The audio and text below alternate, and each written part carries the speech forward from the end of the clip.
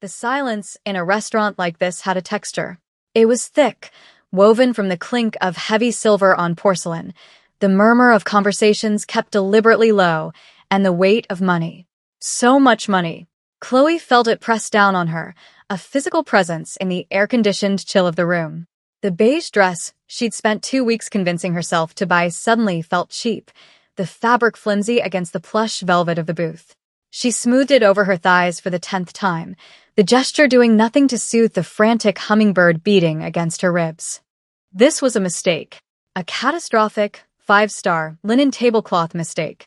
Her cousin Lena had called it a once-in-a-lifetime opportunity. A friend of a friend needed a favor, a respectable date for a very important, very private businessman. Lena had sold it as an adventure. He's rich, Chloe. Like, ridiculously rich. And handsome, apparently. Just have dinner. Be your charming self. What's the worst that can happen? Chloe could now list at least a dozen worse things, starting with the way the maitre d' had looked at her, his gaze flicking over her full figure, her dark skin, her carefully styled braids, and landing on something that looked suspiciously like pity. She was an anomaly here, a glitch in the carefully curated matrix of old money and quiet power. She was 20 years old, a library sciences student who spent her days in the hushed reverence of archives, surrounded by the scent of aging paper and leather. Her world was small and safe and ordered. This place was the opposite of all of those things. She was checking the time on her phone for the 5th time when a shadow fell over the table. He moved like the room owed him space, the other patrons parting for him without a conscious thought. He wasn't loud or ostentatious. He was simply absolute. He wore a charcoal suit that was so perfectly tailored it seemed less like clothing and more like a second skin, one that hinted at the disciplined strength beneath. Tom Ford, her mind supplied, a useless bit of trivia picked up from a magazine. He slid into the booth opposite her, his movements economical and silent. He didn't offer a greeting. He didn't smile. He just watched her, his eyes dark, unnervingly still. They were the eyes of a predator. Not because they were cruel, but because they were constantly assessing, calculating, seeing everything she was trying to hide. "You're Chloe," he said. It wasn't a question. His voice was a low baritone, smooth and cold as the marble floor.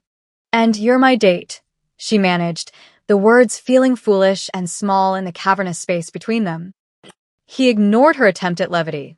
His gaze swept over her, from her face down to her hands resting on the table, and back up again. It wasn't a leer. It was an inventory. He was cataloging her, filing her away.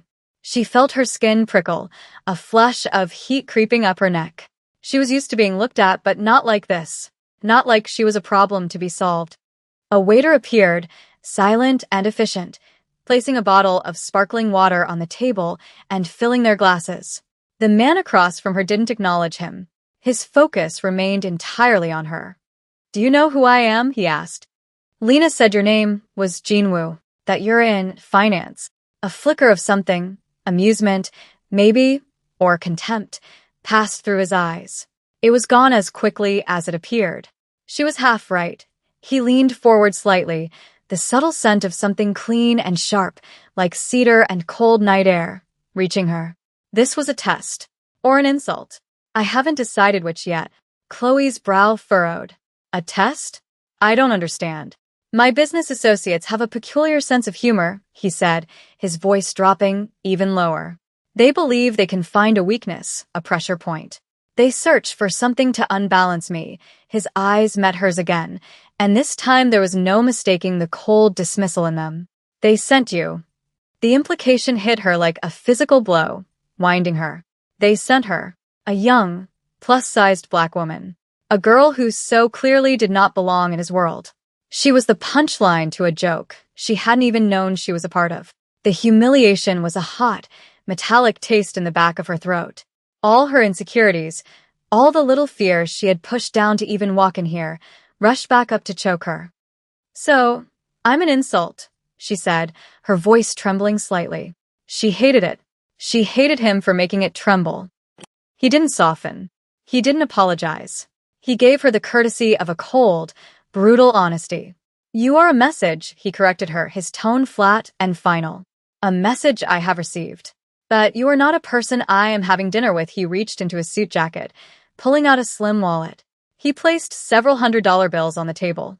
For your time. Now leave. Tears pricked at the corners of her eyes. Hot, angry, mortified tears. She blinked them back fiercely, refusing to give him the satisfaction of seeing her cry.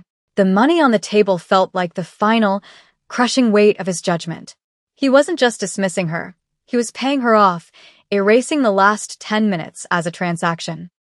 She stood up, her chair scraping softly against the floor. Her hands were shaking. "Keep your money," she whispered, her throat tight.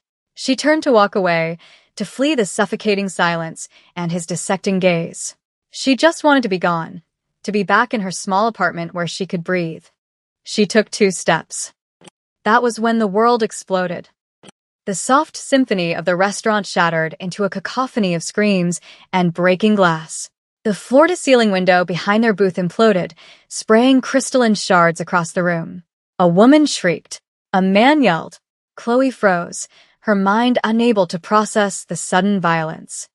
Before she could even turn, an arm like a steel band wrapped around her waist, yanking her backward. She stumbled, a cry catching in her throat as she was pulled down, hard, against a firm body. Jinwoo. He had moved faster than she thought possible, a blur of controlled motion. He shoved her down behind the overturned table, his body a solid shield over hers. The scent of cedar and gunpowder filled her senses. "Stay down," he commanded, his voice a low growl in her ear. His breath was warm against her skin. The pop-pop-pop of silenced gunfire echoed through the chaos. Chloe squeezed her eyes shut, her face pressed into the expensive wool of his suit jacket. She could feel the steady, calm rhythm of his heart against her cheek, a stark contrast to the frantic terror seizing her own. He wasn't scared. He was working. She felt him shift, the muscles in his back coiling. There was a metallic click, a sound she recognized from movies, but which sounded infinitely more sinister in real life. He moved, peeling himself away from her just enough to peer over their makeshift cover. Another series of shots, closer this time. A heavy thud as a body hit the floor nearby. He was back over her in an instant. "We're leaving. On my signal. You run for the kitchen door. Do not stop. Do not look back. Do you understand?" She could only nod, her face still buried in his chest. He grabbed her chin, forcing her to look at him. His eyes were no longer cold and assessing. They were black ice, lethal and focused. "I said, do you understand me, Chloe?" He said her name. He said her name, and it sounded like a weapon. "Yes," she breathed. "Go." He pushed her, and she scrambled, her legs clumsy beneath her. She ran, fueled by pure adrenaline, her lungs burning. She didn't look back. She dove through the swinging doors of the kitchen into a world of stainless steel, shouting staff, and the smell of fear. Hands grabbed her, pulled her along. She was part of a tide of terrified people flooding out a back exit into a grimy alley. The cold night air hit her, and she gasped, leaning against a brick wall, her body shaking uncontrollably. She was alive. She was out. But before the relief could fully register, a black sedan screeched to a halt at the mouth of the alley. The back door flew open. Kwon Jin-woo emerged from the chaos behind her, not a hair out of place, his suit jacket immaculate save for a dusting of plaster on the shoulder. His face was a mask of grim purpose. He didn't look at anyone else. His eyes found her, locking on her instantly. He crossed the alley in 3 long strides, his presence silencing the panicked whispers around them. He took her arm, his grip firm but not painful. "Get in the car." "What?" "No, I have to go home," she stammered, trying to pull away. "Your home is not safe," he said, his voice leaving no room for argument. "The men who did this saw you with me. They think you are important. You are a loose end." "My loose end." He pulled her toward the car, his strength overwhelming. "You're not going anywhere." He pushed her into the back of the sedan. The door slammed shut with a heavy, final thud, the lock engaging with an audible click. The car sped away, leaving the sirens and the screaming behind. Chloe was plunged back into a world of silence, trapped in the expensive, cedar-scented interior with the most dangerous man she had ever met. The city lights blurred past the tinted windows, a world she no longer belonged to. The penthouse was a cage of glass and steel, perched high above the glittering sprawl of Los Angeles. It was minimalist and cold, decorated in shades of gray and black, with not a single personal photograph or object to betray the humanity of its owner. It felt less like a home and more like a fortress. Chloe sat on the edge of a severe leather sofa that probably cost more than her college tuition, her arms wrapped around herself. The beige dress was rumpled, stained with something she didn't want to identify. Jin-woo stood by the vast window, his back to her, speaking in low, rapid Korean on his phone. Even in another language, his tone was unmistakable. It was the voice of absolute command.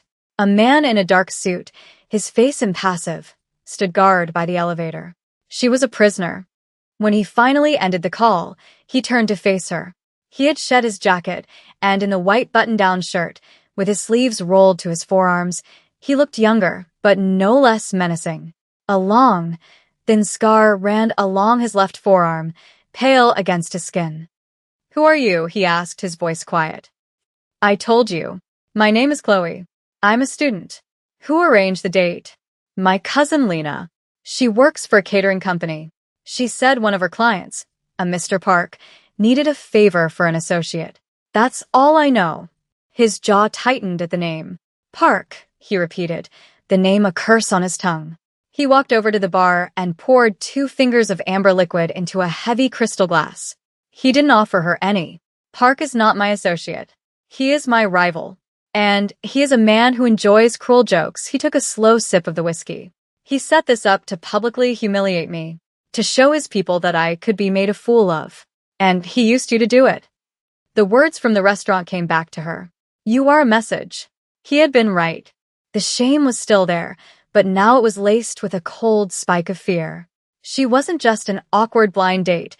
She was a pawn in a war between powerful, violent men. So, the attack, that was him. "It was his opening move," Jin-woo said. "An attempt to see how I would react. To see if the message had landed. Now he knows you were with me when it happened. He will assume you are my confidant, my lover, my weakness." Chloe let out a shaky laugh that sounded more like a sob. "Weakness? He saw me for 10 minutes. You told me to leave. It doesn't matter what is true. It only matters what they believe." He finished his drink in one swallow, setting the glass down with a sharp click. "Until Park is dealt with, you are a target. Which means you will stay here." Days bled into one another. Chloe was confined to the penthouse, a ghost haunting its sterile, empty rooms. She ate meals brought by silent men in suits, read books from a sparsely populated shelf, and stared out at a city that felt a million miles away. Jin-woo was a phantom, coming and going at odd hours. Sometimes she would wake in the middle of the night to the sound of his low voice in the living room and know that he was still awake, still fighting his unseen war. One evening, he came back later than usual. There was a dark stain spreading across the side of his white shirt, and he was moving stiffly. The man with him, his ever-present shadow, looked worried. "It's nothing," Jin-woo snapped in Korean, waving the other man off. He went to the bar, trying to pour himself a drink, but his hand was unsteady. The bottle clinked against the glass. Chloe found herself on her feet, moving toward him before she had made a conscious decision to. "You're hurt." "It is a scratch," he said, turning his back to her, a clear dismissal. But she saw him wince as he reached for the glass. "Let me see," she said, her voice soft but firm. It was the tone she used at the library to calm anxious students during finals week. He turned, his eyes flashing with irritation, ready to refuse. But he stopped. He looked at her, truly looked at her, for the first time since that night. He saw not a liability or a message, but just her. And for some reason, he didn't send her away. He gave a curt nod. She led him to the sofa and gently helped him remove his shirt. A crude bandage was taped to his side, already soaked through. "This needs to be cleaned and stitched," she said, her voice clinical, pushing down the tremor in her hands. "Do you have a first aid kit?" His man brought one. It was more like a field surgeon's bag. As she worked, cleaning the shallow knife wound with antiseptic, her fingers brushing against his skin, the silence in the room became charged. He was so still, watching her every move. His skin was warm. The muscles of his torso were coiled and hard, a landscape of disciplined power. Her fingers traced the edge of an older, uglier scar near his ribs. It was puckered and white. He flinched, an involuntary jerk. "I'm sorry," she whispered. He was quiet for a long moment. "It was a long time ago," he said, his voice rough. "I was careless. I thought I could protect her." Chloe didn't ask who her was. The wound in his voice was deeper than the one on his side. It was a place of profound failure, a ghost he still carried. He, this man of absolute control, had lost control once, and someone had paid the price. That was his vulnerability. That was the thing he never wanted to happen again. She finished stitching the wound, her work neat and precise. Her hands didn't shake. When she was done, her fingers lingered for a second too long on his skin. He didn't pull away. He just watched her face, his expression unreadable. A few days later, a commotion by the elevator woke her from a light doze on the sofa. Jinwoo's men were arguing in hushed, urgent tones. Jinwoo appeared, his face a thundercloud. "What is it?" he demanded. "Park's men were seen near your old apartment building," one of the men said, not looking at Chloe, but clearly aware of her presence. "Asking questions. About her." Chloe's blood ran cold. Her apartment. Her life. They were trying to erase it, to erase her. During the ensuing chaos, as Jinwoo issued a string of cold, lethal orders over the phone, the guard at the elevator was distracted. The door stood open. It was her chance. She could walk in, press the button for the lobby, and vanish.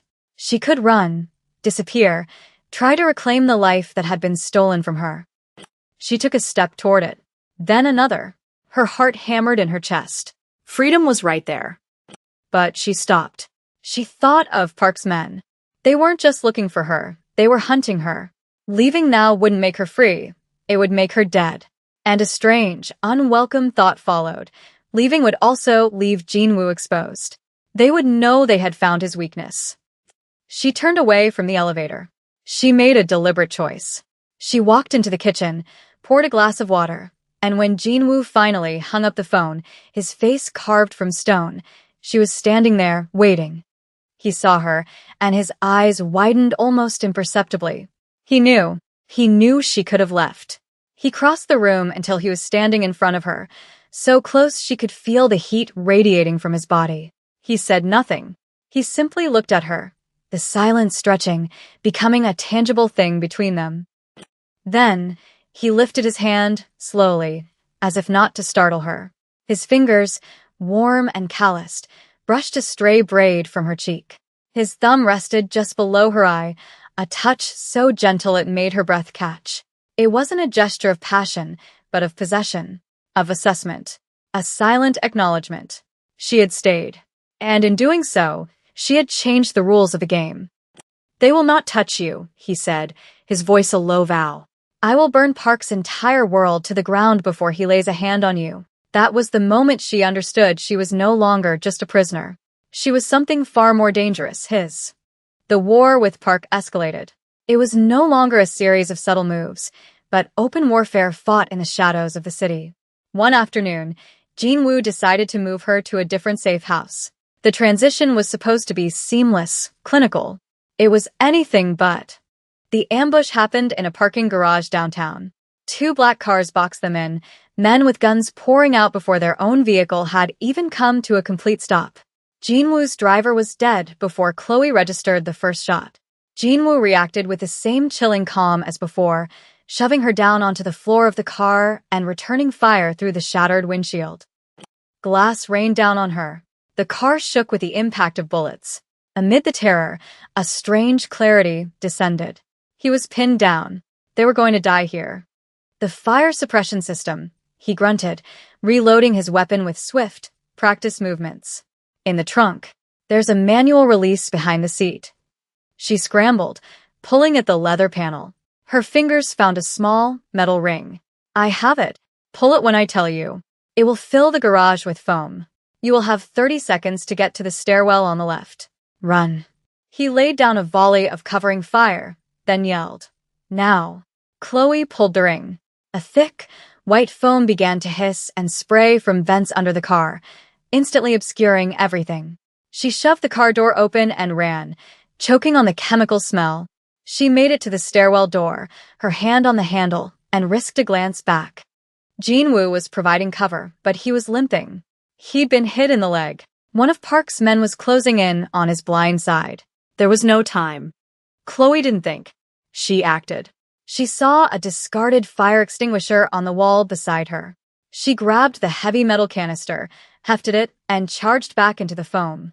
She swung it with all her strength, catching the man behind the knees. He went down with a cry of pain and surprise.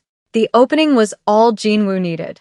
A single, precise shot, and the man was still.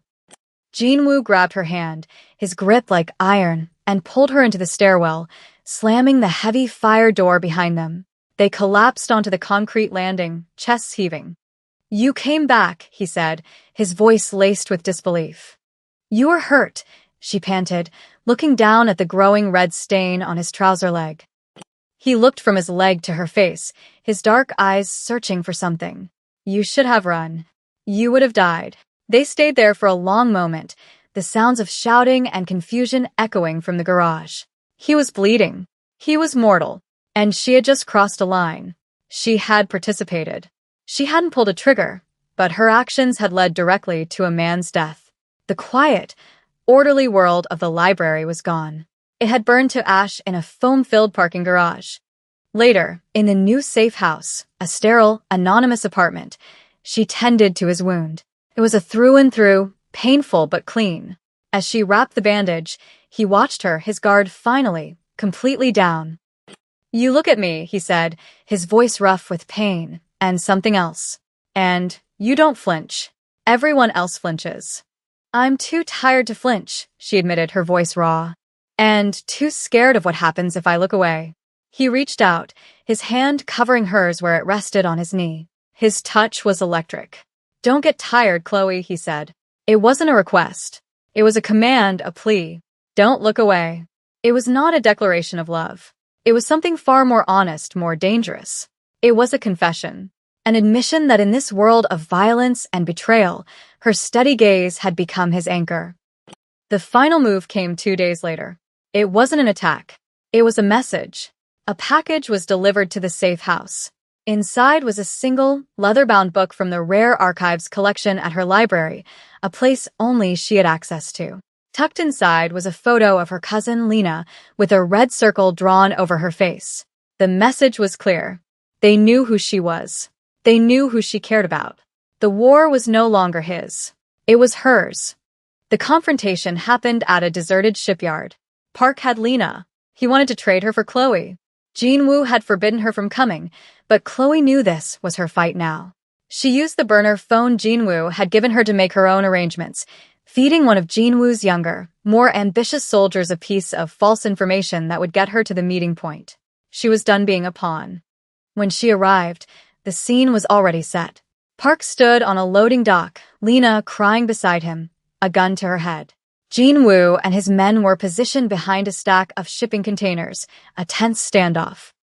"The girl for the liability," Park shouted, his voice echoing in the cavernous space. "A simple exchange, Kwan. Or your pet's family pays the price." Jinwoo's face was stone, but Chloe saw the fury in his eyes. He was trapped. "It's okay," Chloe said, stepping out into the open space between them. All guns turned to her. "Let her go, Park. You want me. Here I am." "Chloe, no." Jinwoo's voice was a whip crack. She ignored him, her eyes locked on Park. "You think I'm his weakness," she said, her voice steady, projecting a confidence she did not feel. "You're wrong. You set up a blind date to insult him. You sent a fat, black girl, thinking it was the ultimate humiliation. But you don't understand him at all. He doesn't care about things like that. He cares about loyalty. And you, Park, you betrayed your own family to get where you are. He told me." It was a bluff, a wild guess based on a half-overheard conversation, but it landed. A flicker of uncertainty crossed Park's face. His men shifted, glancing at each other. That was the opening. In that split second of distraction, Jinwoo's team moved. The air erupted in gunfire. Chloe dropped to the ground as she'd been taught. When the chaos subsided, Park was on the ground, and Lena was being hustled to safety, sobbing but alive. Jin-woo came to Chloe, his face grim. He pulled her to her feet, his hands checking her for injuries. "That was the most foolish, reckless thing you have ever done." "It worked," she said simply. He stared at her, the last of the adrenaline fading, leaving something raw and undeniable in its place. He cupped her face in his hands, his thumbs stroking her cheeks. "They thought you were my weakness," he said, his voice low and thick with emotion. "They were wrong," he paused, his dark eyes holding hers. "You are my reason." Her old life was a ghost. She could never go back to the archives, to her small apartment, to the person she used to be. The cost of her survival was her innocence. The cost for him was the impenetrable wall he had built around his heart, now breached. Nothing in their world was free. A week later, standing at the floor-to-ceiling window of his penthouse, the city lights a galaxy at their feet, he made her the offer. A new identity, a bank account with more money than she could spend in a lifetime, a quiet life in any city she chose, a clean slate, a way out. He was giving her a choice, the one thing no one else in his world ever got. She looked at him, at this lethal, broken man who had shown her a terrifying and brutal world, but who had also looked at her and seen not an insult, but a reason. She thought of the quiet safety of her past and the violent uncertainty of this future. Chloe didn't say a word. She turned back to the window, watching the endless stream of headlights on the freeway below. He came to stand beside her, the silence between them no longer heavy, but full. She reached out and took his hand. His fingers, scarred and strong, curled around hers, a silent, binding contract. The choice was made.